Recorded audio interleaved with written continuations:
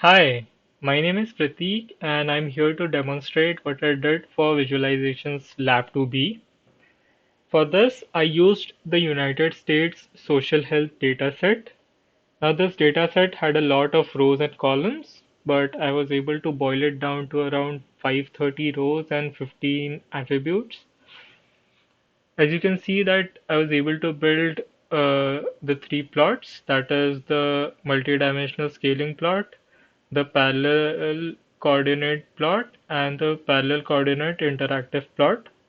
Let's get started with the MDS plot. Now for the MDS plot, we had two variations. The first is the data MDS and the second is the variable MDS. Let's look at the data MDS first. Now, as you can see that this is how my points are projected from an ND space to a 2D space. I used the Euclidean distance for this projection. Also, I labeled all the axes, the plot, and the points. I used the k-means clustering for clustering these two uh, clusters and coloring the points.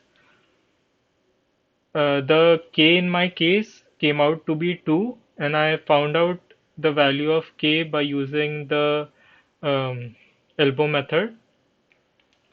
Now let us look at the variable MDS. As you can see that all the variables in my dataset are listed here.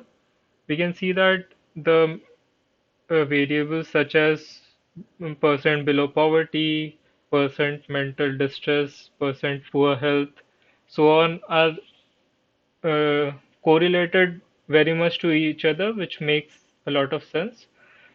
While total population might not have any correlation with the percent physical distress or percent poor health. Now let us go and look at a PCP plot. Now this is a PCP plot. This has all the accesses which are my attributes, including the categorical accesses as well as the all the numerical accesses. You can see that these all lines are the number of rows in my data set. Therefore, there are around 530 lines here. And you can see that as we notice that in the MDS plot, unemployment, mental distress, poverty all have a positive correlation. I was also able to color these points by the use of k-means clustering. Now let us look at the PCP interactive plot. Now this is our variables MDS, and this is a PCP plot made only with the numerical attributes. If we want to reorder the axis, we can just come here and pick the points like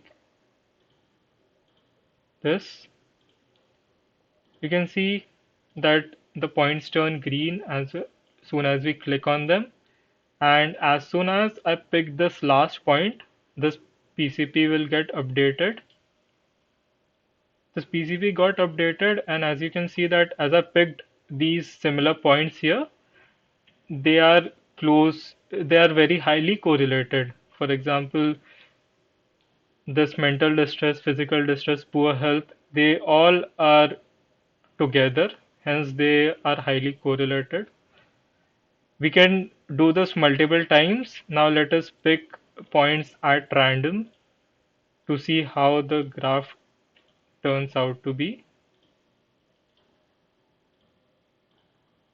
Now as soon as I pick the last point, this is the graph that is formed, and it is kind of random, which is expected because I picked the points at random.